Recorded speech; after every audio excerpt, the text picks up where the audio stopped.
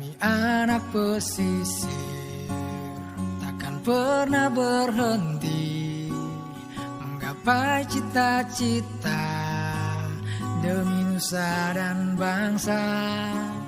Akan terus bermimpi, akan terus melangkah.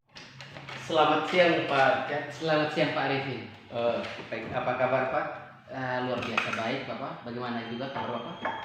Alhamdulillah baik juga Pak. Ya baik. Saya dengar hari ini Pak melakukan coaching ya. Benar sekali Bapak. Saya akan melakukan coaching. Saya juga mau berterima kasih karena Bapak sudah berkenan mau menjadi observer dalam proses coaching saya hari ini. Jadi baik Pak. Seperti yang Pak sampaikan tadi bahwa saya akan melakukan observer dalam proses coaching ini. Namun sebelumnya saya hanya ingatkan bahwa dalam melakukan proses coaching ini kita juga harus memperhatikan 3 kompetensi coaching dan 4 alur tirta.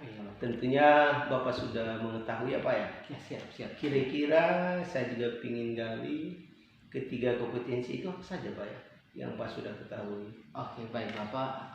Pada proses coaching ini saya akan mengembangkan 3 kompetensi coaching. Mungkin yang pertama itu kehadiran penuh, kemudian menjadi pendengar yang aktif, dan yang terakhir memberikan pertanyaan-pertanyaan berbobot. Baik Pak. Tidak terlepas juga dengan menggunakan dalam praktek Pak tetap menerapkan alur tirta Pak ya? Ya siap. Ya Pak. Oke baik. Tapi sebelum Pak melakukan coaching, kira-kira kompetensi apa yang ingin saya amati selama Pak melakukan coaching di antara ketiga kompetensi itu? Oke baik Pak. Mungkin pada proses coaching ini Bapak, saya mungkin lebih spesifiknya mau diamati pada kompetensi memberikan pertanyaan-pertanyaan berbobot. Karena dengan memberikan pertanyaan berbobot ini mungkin saya bisa bantu menggali dan mengidentifikasi masalah yang ada, dan juga membantu si coaching ini bisa menemukan solusi sendiri. Mungkin itu saja Bapak. Baik sekali Pak. Ya. Berarti Pak ingin capai artinya melakukan pertanyaan berbobot sehingga dapat membantu coaching menyelesaikan masalahnya Pak ya? Siap. Oke Pak. Selamat dan sukses dalam melakukan coaching. Baik, terima kasih Oke Bapak. Pak, selamat siang. Selamat siang.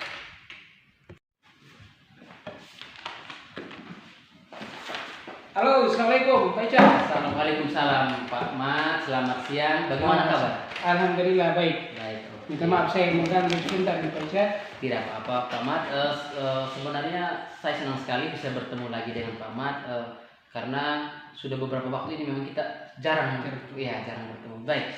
Kalau boleh tahu apa yang ingin Pak bicarakan hari ini? Iya Pak, terima kasih. Sebelumnya saya mengucapkan terima kasih dulu atas waktu Pak. Selain saya datang silaturahim di sekolah ini, saya punya ada sedikit problem yang ingin saya sharing dengan Pak Ica terkait pembelajaran di kelas Pak. Oke. Jadi sebagaimana yang sudah kita pelajari di kita MGMP kemarin terkait dengan bagaimana kita mengklasifikasikan siswa berdasarkan minat belajar, itu sudah saya terapkan. Tetapi masalah yang sebagaimana sudah pernah kita angkat itu masih terjadi Pak. Masih ada anak-anak yang tidak memperhatikan atau tidak terlalu fokus dalam pembelajaran, sehingga mungkin ada hal-hal lain yang luput dari pengamatan saya, yang saya coba hadir kembali atau bertemu dengan Pak ini, bisa kita cari solusi bagaimana sehingga anak-anak ini bisa fokus atau terlibat penuh dalam pembelajaran Pak. Oke, baik Pak Mat. Jadi tujuan kita bicara hari ini bagaimana kita saya sendiri membantu Pak Mat menemukan solusi terkait dengan anak-anak ini yang masih kurang fokus dalam proses pembelajarannya. Pak Mat, walaupun memang sebenarnya sebelumnya Pak sudah melakukan klasifikasi nih, Betul. minat belajar, tapi dalam perjalanannya Pak juga masih menemukan anak-anak yang memang kurang fokus dalam proses pembelajaran. Begitu ya Pak Mat ya? Betul Pak. Oke, baik. Jadi beberapa menit ke depan kita akan berdiskusi menemukan solusinya. Oke, kalau boleh saya tahu, Pak Mat, setelah Pak Mat melakukan klasifikasi minat belajar, apa yang Pak Mat lakukan dalam proses pembelajaran? Terkait dalam pembelajaran ini, saya rasa bahwa berdasarkan kondisi kekinian anak-anak zaman sekarang atau bahasa milenial yang berjaman now gitu ya, pembelajaran dengan menggunakan IT, terus sekolah langsung memperkenalkan anak pada dunia nyata, hal-hal yang kontekstual, itu sudah saya lakukan. Dan bahkan pendekatan pembelajaran berdasarkan gaya belajar anak itu pun sudah saya lakukan. Tetapi ada kurang lebih 3 anak ini itu mereka tidak terlalu fokus, sering apa istilahnya, ini khusus pada mereka yang suka belajar pada kinestetik gitu Pak, tentang video audio visual. Seringkali mereka melihat video atau apa, mereka menertawai, terus memberikan pernyataan-pernyataan yang kurang bagus dari video yang ditampilkan. Seakan-akan apa ya, saya merasa bahwa anak ini ingin diperhatikan, tapi seperti apa saya masih bingung, sehingga coba untuk membangun komunikasi dengan Pak Icat ini. Baik, dari yang saya tangkap, Pak sudah melakukan proses pembelajaran yang mana kita bilang pembelajaran berdiferensiasi selama ini. Pak sudah memanfaatkan dengan berbagai jenis macam media, media yang kekinian tadi, dan juga interaktif dalam hal memanfaatkan IT, kemudian gadget juga ya Pak. Betul. Iya, kemudian Pak juga sudah melakukan proses pembelajaran berdasarkan gaya belajarnya tadi. Saya dengar Pak menyebutkan kinestetik dan sebagainya. Namun kenyataannya bahwa masih ada 3 atau 4 anak itu memang masih belum menunjukkan, ya kalau tadi yang saya tangkap masih menganggap sebuah media itu sebagai lelucon, kayak video tadi seperti tertawa dan sebagainya. Baik. Menurut Pak Mat nih, kira-kira adakah hal lain yang mungkin Pak belum lakukan? Adakah hal lain yang mungkin Pak belum lakukan yang bisa Pak terapkan sehingga hal-hal seperti tadi itu mungkin kita bisa minimalisir? Ini menurut Pak dulu. Kalau menurut saya untuk di lingkungan sekolah ini sudah cukup optimal yang saya lakukan. Namun menjadi hal penting sebagaimana bingkai pendidikan bahwa perlu ada kolaborasi kerjasama untuk bagaimana anak ini bisa menemukan jati dirinya. Kita di sekolah hanya berterbatas pengawasan pendidikan, sehingga saya rasa menjadi penting adalah coba melakukan outreach, kunjungan rumah, untuk melihat secara langsung kondisi anak, keluarganya kayak gimana, terus perlakuan dari orang tua kepada anaknya, dan sampai pada pergaulan anak ini di masyarakatnya. Ini menjadi hal penting menurut saya, sehingga ada langkah-langkah yang mungkin kebutuhan dasar daripada anak ini belum terpenuhi. Sehingga bentuk apa yang dia mencoba untuk memenuhi kebutuhannya itu di lingkungan sekolah ini. Jadi kayaknya menjadi penting untuk saya harus melakukan outreach, kunjungan rumah, untuk melihat secara langsung kondisi keluarganya, pergaulannya. Itu mungkin yang akan saya tempuh, Pak. Oke, baik. Ternyata ada hal yang memang menurut Pak ini bisa dilakukan, seperti yang Pak katakan tadi, kalau tidak salah visit home visit atau outreach, yang apapun itu istilahnya, yang mungkin menurut Pak bisa lebih mengamati secara langsung, ya menurut Pak tadi. Kemudian Pak lebih bisa mengidentifikasi mungkin kebutuhan lain selain dalam proses pembelajaran yang belum terpenuhi. Mungkin seperti apa ya? Benar Pak. Baik. Saya rasa itu sebuah pemikiran dan rencana yang sangat bagus sekali, Pak. Kira-kira menurut Pak dalam rencana ini siapa yang ingin Pak libatkan atau diajak kolaborasi? Karena hal ini, tidak hanya dalam pembelajaran saya ya, di pelajaran saya waktu, hampir semua teman-teman guru juga merasakan hal yang sama. Sehingga saya sudah menyampaikan ke wali kelasnya untuk bisa membersamai saya dalam melakukan kunjungan itu, sehingga kami bisa berbagi peran. Dan tidak hanya saya, mungkin kami akan berbicara juga di komunitas guru di sekolah saya. Ini masih pikiran saya, rancangan saya, sehingga kami akan berbagi peran dalam melihat kebutuhan dasar yang mungkin pada 3-4 anak ini yang masih ada kebutuhan dasar yang belum terpenuhi, sehingga mereka menggunakan sekolah ini sebagai panggung untuk mengeksplorasikan diri, untuk memenuhi kebutuhan mereka yang mungkin belum tercapai di rumah ataukah di masyarakatnya, Pak. Sehingga kami bisa bagi peran. Mungkin saya pada aspek melihat langsung di rumahnya, kondisi keluarganya, atau ada teman lain wali kelas yang melihat pada aspek pergaulannya di masyarakat. Mungkin itu yang akan saya tampung untuk kolaborasi dengan teman-teman guru di sekolah. Oke, jadi baik sekali Pak berencana mengajak yang pertama mungkin wali kelas ya, karena sebagai yang mendampingi si anak ini dalam proses kesehariannya di sekolah. Kemudian Pak juga melibatkan guru dari komunitas yang sudah ada di sekolah Pak untuk coba bersama-sama dengan Pak menggali bagaimana keseharian anak ini di dalam kehidupan bermasyarakat ataupun di dalam keluarganya itu sendiri. Saya rasa baik sekali. Yang ingin saya tahu mungkin menurut Pak kira-kira kalau dari skala 1 sampai 10 nih rencana yang Pak sudah buat ini kira-kira di angka berapa yang memungkinkan bahwa langkah ini akan berhasil? Dia pada angka 7 ya. Angka 7 ya. Menurut Pak angka 7. Angka 7.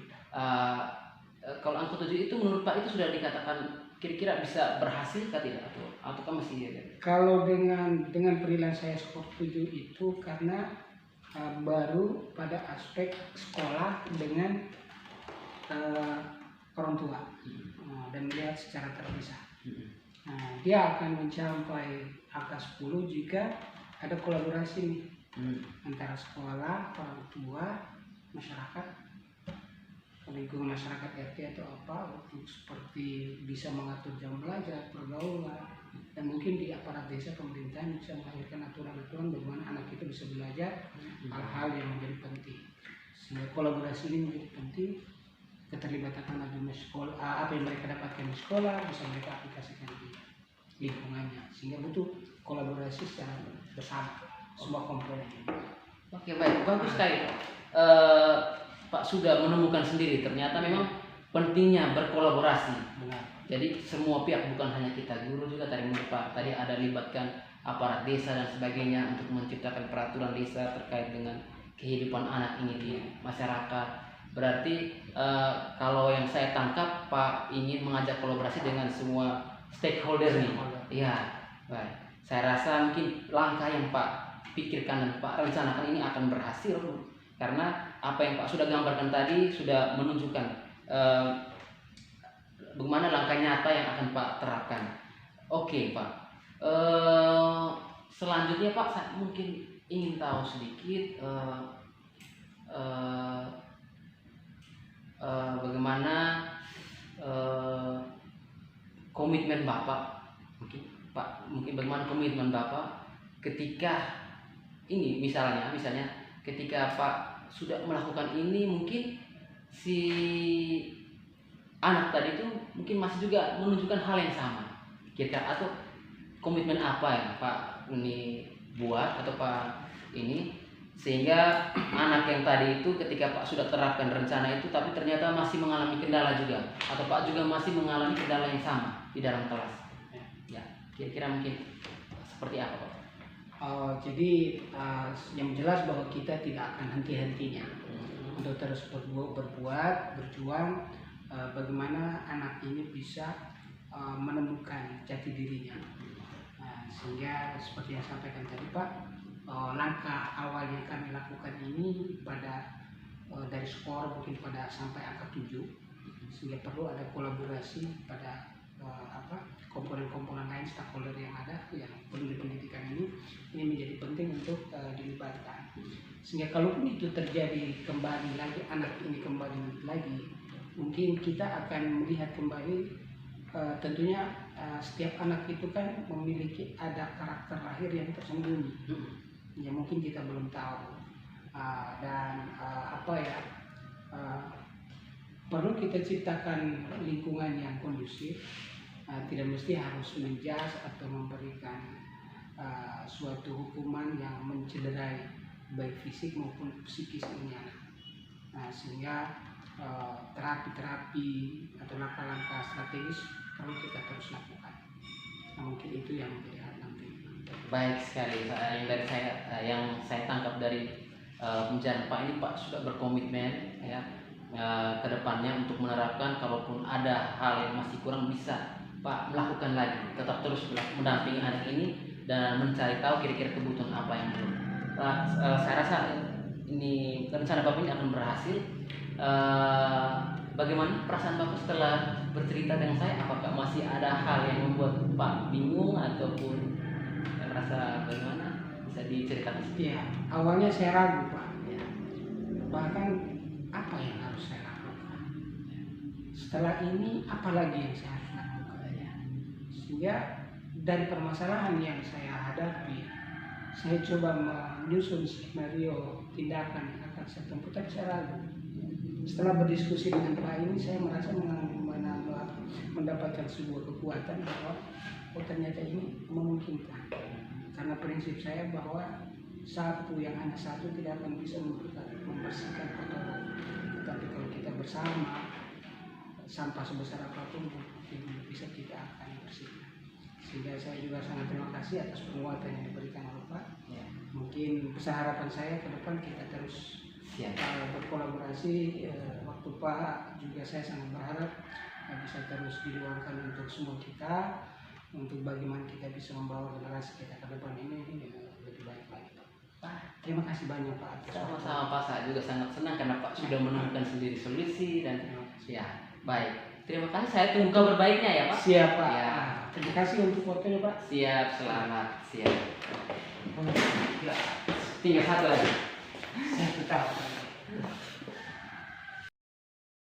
Selamat siang Pak Icat. Selamat siang kembali Pak Arifin.